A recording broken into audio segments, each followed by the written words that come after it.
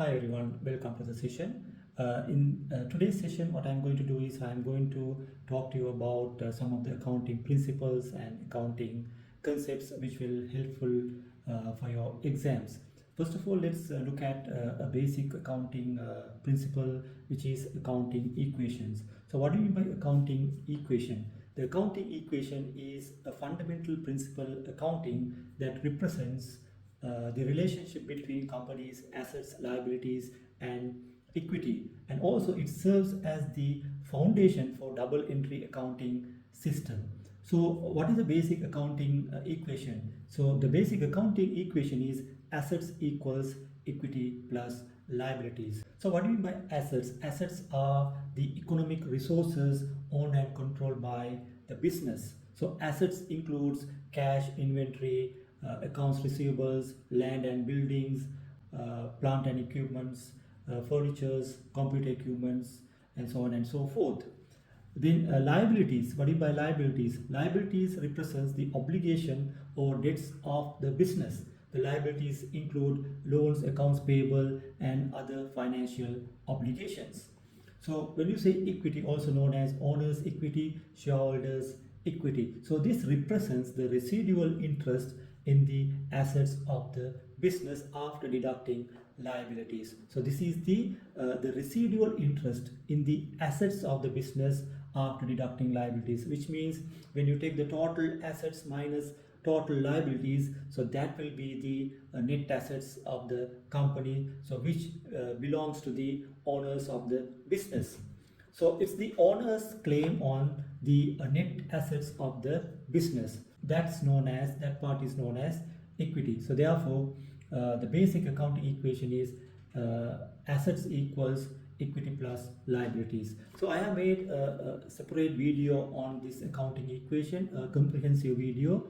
So what you can do is I'll just put the link below. So what you can do is you can go and watch that video for better understanding.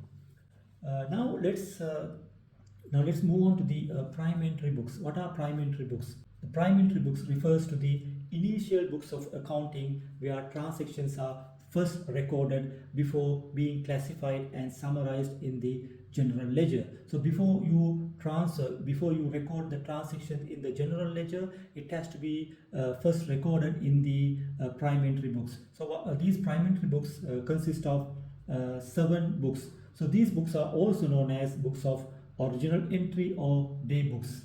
There are 7 prime entry books that we maintain. The first one is the cash book. So what is the purpose of maintaining a cash book? To record the cash transactions, cash inflows and cash outflows. So examples: cash sales, cash purchases, cash payments, and cash receipts. So we maintain cash book to record all the cash transactions. Then we maintain sales day book or sales journal. So what is the purpose of maintaining sales day book? To record credit sales. So your core business activity, sales, credit sales, will be recorded in the sales day book. So sales on credit to customers will be recorded in the sales day book. Then we maintain purchasers day book or purchasers journal. So what is the purpose of maintaining the purchasers journal? To record the credit purchases. So purchases on credit from suppliers will be recorded in the purchasers day book. Then we maintain sales return day book or return outward book. The main purpose of maintaining this journal is to record sales return. So you made credit sales. When the customers return the goods, those returns will be recorded in the sales return day book. Now we have purchasers return day book. The purpose of maintaining this particular day book is to record purchasers return. Okay, so whatever the goods returned to suppliers which was purchased on credit will be recorded in the purchasers return journal. Then we have general journal. The main purpose of maintaining general journal is to record non-routine transactions. Okay, the transactions which are not recorded in the other day books will be recorded in the general journal.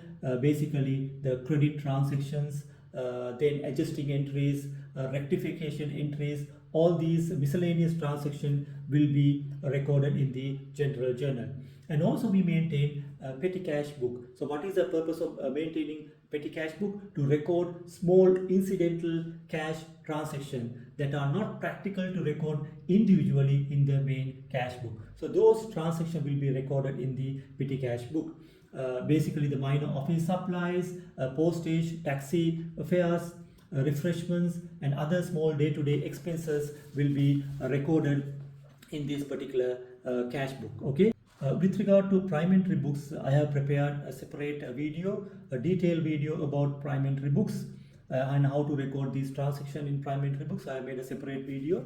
I will just put the link below. What you can do is you can go and watch that video as well.